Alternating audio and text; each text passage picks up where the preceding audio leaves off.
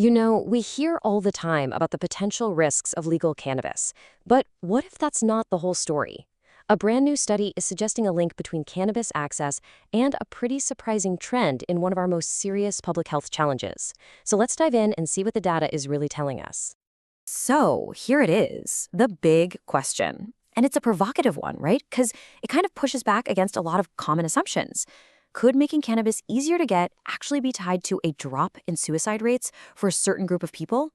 Well, that's the exact question a new working paper is trying to answer. All right, Section 1, an unexpected link. Now, to really get why researchers are even asking a question like this, we first have to ground ourselves in the very difficult reality they're trying to tackle.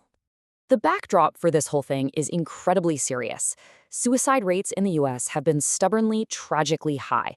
And if you look at the trend, the problem is especially sharp for adults in their middle and later years. This isn't just a number on a chart. It is a persistent, heartbreaking public health crisis. Section 2, investigating the data. So, faced with this tragic trend, a team of public health economists decided to look at the problem through a totally new lens. They wanted to know if a huge policy change, cannabis legalization, had any kind of measurable effect. So, what are we looking at here? It's a working paper from the National Bureau of Economic Research, and it's a really deep dive. We're talking more than 2 decades of data, looking at monthly suicide counts from every single state and lining them up with when cannabis laws changed. Okay, and this is where it gets really interesting. The authors, Dr. Sarah Markowitz and Katie Linenbach, they didn't just look at whether a state had legalized cannabis. Nope, they focused on something much more specific, the actual opening of recreational dispensaries. And that little distinction, it turns out to be a really, really big deal. So, Section 3. What researchers found. After sifting through 22 years of data, what did they see? Well, a pretty distinct and significant pattern started to show up. And here it is, the headline finding. States that opened recreational dispensaries saw a reduction in suicides for adults aged 45 and up. Now, the researchers are careful here. They call the effect modest, but, and this is key, it was also statistically significant. That's just the scientific way of saying this is highly unlikely to be some random coincidence. And you can really see what they're talking about here. There's a clear, even if it's small, dip in the relative suicide rate for states where you can actually go to a dispensary compared to states where you can't. It's a modest shift, for sure, but when we're talking about people's lives, even a small, consistent change in the data demands our full attention. But then they dug a little deeper, and it turns out the effect wasn't the same for everyone. It was most pronounced in a very specific group, men, aged 45 and older. This is a group that historically has higher suicide rates, and the data suggests they were the ones who saw the biggest benefit from this trend. So why them? Well, the researchers have a pretty compelling theory about what's going on. They point out that older adults, especially men, are more likely to suffer from chronic pain. And we know that chronic pain is a major risk factor for suicide. The idea is that maybe, just maybe, this group is turning to cannabis as another tool to manage that pain, and that in turn could be improving their quality of life and their mental health. Okay, and this brings us to what might be the single most important takeaway from this entire study. It's not just about what the law says. It's about what people can actually get. This is so clever. The researchers looked at states that legalized cannabis on paper but hadn't actually opened any stores yet. And what did they find? Nothing. Zip. No similar pattern.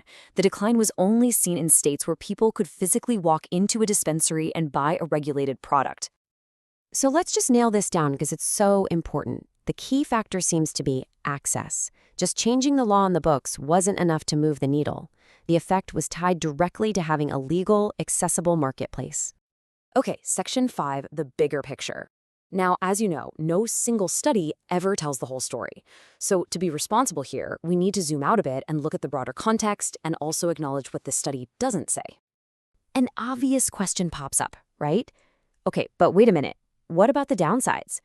Opponents of legalization often worry that more access could lead to worse mental health outcomes. So, did the study find any evidence to support that? The answer, from this analysis anyway, is a pretty clear no. While they were looking for this decline in one group, they were also checking for any potential increase somewhere else. and they found no evidence that having dispensaries led to a rise in suicides for any group at all. And what's fascinating is that the study isn't some outlier. It actually fits in with other recent research suggesting some pretty interesting connections for older adults. For instance, other big studies have linked cannabis use in this demographic to things like better cognitive performance. It's all painting a picture of a much more complex relationship between cannabis and aging than we ever thought. But okay, let's pump the brakes for a second and be really clear about the limitations here. First, this is a working paper. That means it hasn't gone through the formal peer review process yet.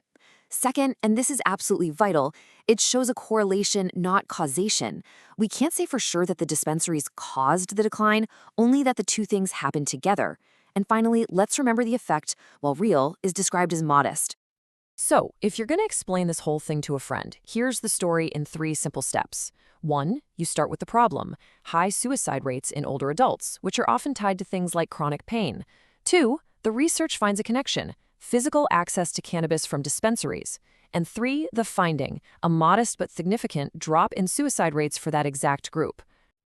At the end of the day, the authors see their work as one piece of a much, much bigger puzzle. As they put it, their findings are just adding to this growing pile of evidence that helps us understand the really complex and often surprising public health impacts of these huge policy changes. And that kind of leaves us with one last big question to chew on. As cannabis becomes more and more a part of our society, what other effects, good and bad, are we not even seeing yet?